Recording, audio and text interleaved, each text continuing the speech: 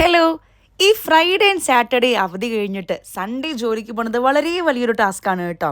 ഇന്ന് ലീവ് എടുത്താലോ, അല്ലെങ്കിൽ കുറച്ച് നേരം കൂടെ കിടന്നുറങ്ങി ടാക്സി വിളിച്ചു പോയാലോ, എന്തിന് റിസൈൻ ചെയ്താലോ എന്ന് ചിന്തിച്ച സൺഡേകൾ കൂടെ എൻ്റെ ജീവിതത്തിൽ ഉണ്ടായിട്ടുണ്ട് കേട്ടോ.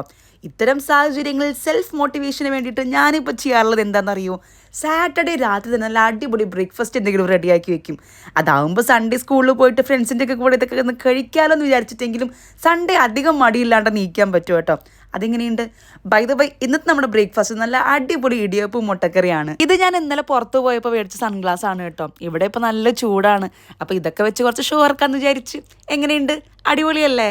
അപ്പം ഇനി നമുക്ക് എല്ലാ സാധനങ്ങളും വരിക്കുട്ടി ബാഗിലാക്കി നേരെ സ്കൂളിലോട്ട് പോവാം. പിന്നെ ഈ ആഴ്ച കുറച്ച് റിലാക്സ്ഡ് ആയിട്ടുള്ള ഒരു ആഴ്ചയാണ് കേട്ടോ. കാരണം ഈ ആഴ്ചയിൽ 2 ദിവസം ജോലിക്ക് പോയാൽ മതി. പിന്നെ അവിടെ നിന്ന് അങ്ങോട്ട് പെരുന്നാളിൻ്റെ അവധിയാണ്. പിന്നെ അതിലും വലിയൊരു ഇൻട്രസ്റ്റിംഗ് പാർട്ട് എന്താണെന്ന് വെച്ചാൽ നമുക്കിനി അടുത്ത ആഴ്ചയും കൂടി സ്കൂളുള്ളൂ. അത് കഴിഞ്ഞാൽ ഇനി 2 മാസം സമ്മർ വെക്കേഷനാണ് കേട്ടോ.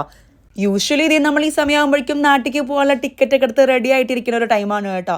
പക്ഷേ ഇപ്പോഴത്തെ ഇവിടുത്തെ ഒരു സിറ്റുവേഷൻ കാരണം നമ്മൾ ഇതുവരെ നാട്ടിൽ പോവില്ല എന്നുള്ള കാര്യത്തിൽ വരെ തീരുമാനമായിട്ടില്ല. എന്നാലും നമ്മൾ വെക്കേഷൻ ആവുക എന്ന് പറയുമ്പോൾ ഒരു സന്തോഷമുണ്ടല്ലോ, അതുണ്ട്. അപ്പോൾ ഞാൻ റെഡിയായി, ഇനി നേരെ താഴോട്ട് പോട്ടെ കേട്ടോ. നമ്മുടെ ബസ് വരാനുള്ള കറക്റ്റ് ടൈമാണ്. അങ്ങനെ താഴെ എത്തി, ബസ്സിൽ കയറി, ഇനി നേരെ സ്കൂളിലോട്ട്. അപ്പോൾ thanks for watching. Follow for more വിശേഷംസ്. ബൈ.